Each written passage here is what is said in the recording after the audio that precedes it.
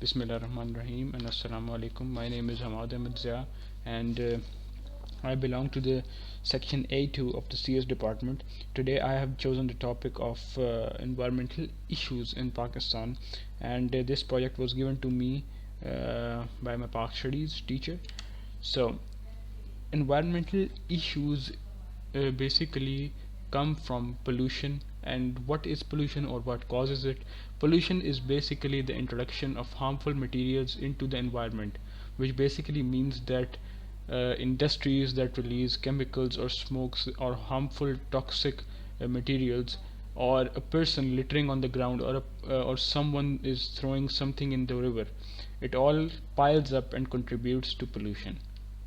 What causes it, as I've already explained, that people who litter, industries who release toxic gases or harmful gases, all of these things pile up to pollution.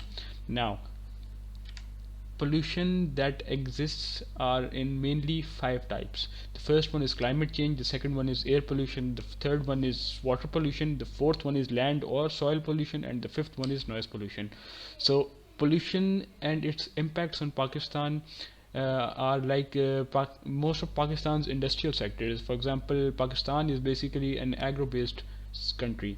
So the country is dependent on its natural resources, which includes that World Health Organization's guidelines says that the air quality in Pakistan is considered to be highly unsafe, because the air pollution of the and the pollutants that contribute to air pollution, the poor air quality in Pakistan, which is caused by vehicle emissions, solid waste burning, and industrial emissions, they all highly contribute to air pollution in Pakistan. And other than that, according to the World Bank report, Karachi's urban air pollution is among most severe in the world, and it engenders significant damages to human health and the economy.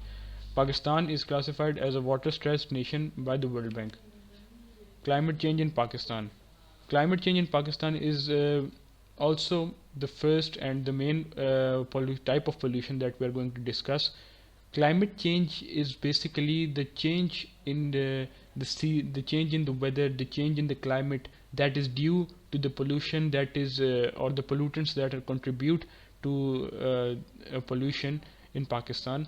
As climate scientists say, that Pakistan is especially vulnerable to wild weather and effects of climate change, including sea intrusion, unusual rain patterns, glacier melting, and rising temperatures and drought, which basically means that the climate change in Pakistan is mainly caused due to the pollution and the rising factors that contribute to pollution.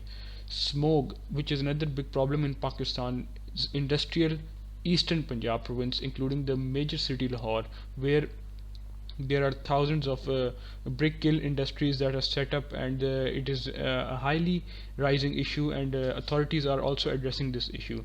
Due to Pakistan's diverse land and climatical conditions, it is prone to different forms of natural disasters, which include tsunamis, earthquakes, and floods, etc. As you can see, the visual effects of global warming and climate change in Pakistan. Now, as we proceed, how to deal with climate change. Dealing with climate change is basically not so tough, because we can stop climate change, or we could contribute less towards the global warming, as according to the government that is ruling the country nowadays, it also planned on a billion tree tsunami campaign, which is good, and but build dams in third desert to store rainwater is also a major step that is being taken by this government. The government is also tending to ban diesel vehicles because they contribute in air pollution as well. We should also switch towards renewable energy resources, as they are healthier and they participate as an healthy activity in the environment as well. And we have massive potential for solar energy in Thar and hydropower in north, which can provide clean and cost effective and uninterrupted energy.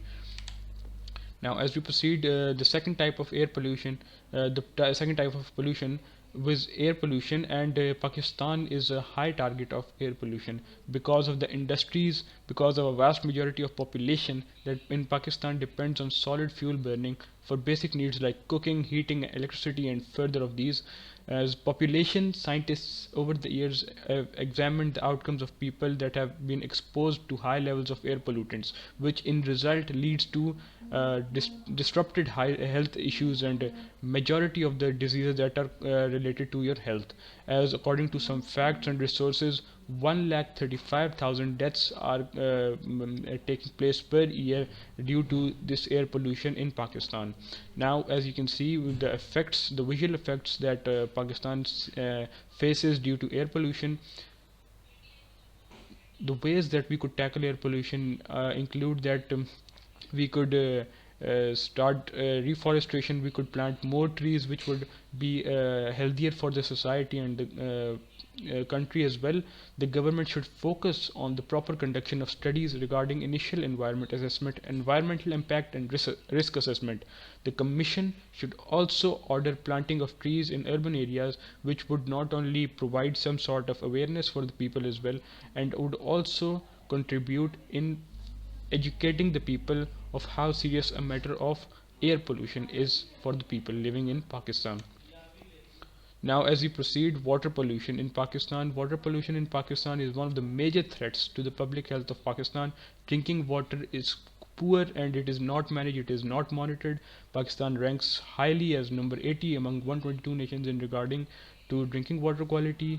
There are a few effective channels to mitigate the water crisis. No one is basically looking forth towards the crisis that Pakistan is facing. Nobody has proper access to clean or healthy water. Some areas in Pakistan do not even have access to any sort of water. They have to walk miles to get water from other wells or resources, as Pakistan is highly facing a crisis in terms of water pollution. As you can see, the visual effects of water pollution in Pakistan as well. Now, again, how do we deal with water pollution? Water pollution can be dealt with in a regular qualitative and quantitative monitoring of freshwater resources. We could construct proper sanitary landfill sites.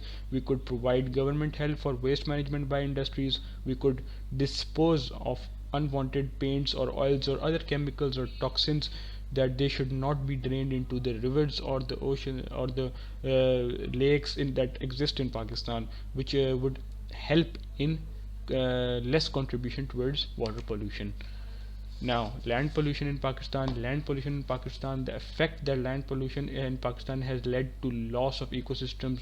The plastic shopping bags that are being sold in malls and in shops are another calamity for the land of Pakistan. These cannot be recycled. I repeat, these cannot be recycled because plastic is non-renewable. It cannot be recycled. It cannot be disposed of, and it again piles up in land pollution. The issue is more dangerous when due to illiteracy and lack of awareness of people that also contribute to the spread of land pollution by throwing their trash outside. Littering, as we can see in our daily lives, that whenever we go outside we see someone littering on the road, throwing bags of chips and whatnot. And lastly, the government does not even heed to pick up that garbage. It stays there for months. It keeps on piling up, and that makes the whole area polluted. Not even one person can breathe properly due to the bad smell covering the whole area. You see that visual effects of land pollution in Pakistan are dreadful. They are massively I don't even have words for it, and I hope that someone pays attention to it as well. As now we can see that how do we deal with land pollution. Land pollution can be dealt with in a feasible way. To reduce land pollution, we would need to implement recycling centers. We should have recycling centers of large capacity, be it for industrial or household waste. Efficient waste disposal is one of the most effective ways of curbing land pollution. Therefore, it is very important to reuse and recycle every possible item that we use, and we should not use plastic items, plastic bags which contribute to land pollution, which cannot be disposed, which are not biodegradable. Products which are not biodegradable are a threat to our current homeland in terms of land pollution. The last factor that we see is noise pollution in Pakistan, one of the most annoying problems faced by residents of Pakistan. According to the World Health Organization, above 70% of noise is considered to be painful but in our major cities such as Islamabad, Karachi and Peshawar, the decibels and the noise rises above 70 decibels, which is almost very painful for the people that live in these cities. Noise can cause loss of auditory sensory cells. A person can lose his sense of hearing if he continues to live in such areas which are polluted by noise. For public awareness, television, radio, internet articles should provide a wide range of publicity so that the people educate themselves that noise pollution is also a serious type of pollution that exists in Pakistan. Now, as you can see, the visual effects that noise pollution has in Pakistan. And lastly, how to deal with noise pollution. Education and awareness and the consequences of noise pollution in Pakistan are massive in media, and the thing that we can do is that we should replace old automobiles with new ones. We should plant more and more trees. This would not only contribute in reducing noise pollution, this would contribute in reducing air, land and every source of pollution. Plantation is very important. Increased distance between source and receiver by zoning of noisy industrial areas or bus terminals also helps, as this would go a long way in minimizing noise pollution. And coming towards an end, we would have an overview on how to generally reduce all sorts of pollution. We can increase efficiency in energy use. We could use reusable water bottles instead of throwaways. We could switch to more green cleaners. We could we could contribute by turning off lights when they are not in use. Every single small step contributes towards reducing pollution if we really look into it. An ending message that I've written personally for the people that have come through this assignment is that the thing is that nobody bats an eye towards such a serious matter of pollution, and each single one of us every single day contributes to it. So it's not a problem that is related to only one country, one city or one state. It is the problem of the whole world. It is a global problem. So why not take a stand all together for the sake of a better and healthier environment? And lastly, you can see the respective references that I've taken from the links that are given below. Most of the links that I've taken information from are Dawn News, as they have provided a very resourceful and healthy information to me. I hope that my presentation was meaningful and helped you understand how huge the problem of pollution is. Thank you for bearing with me. Jazakallah. The end.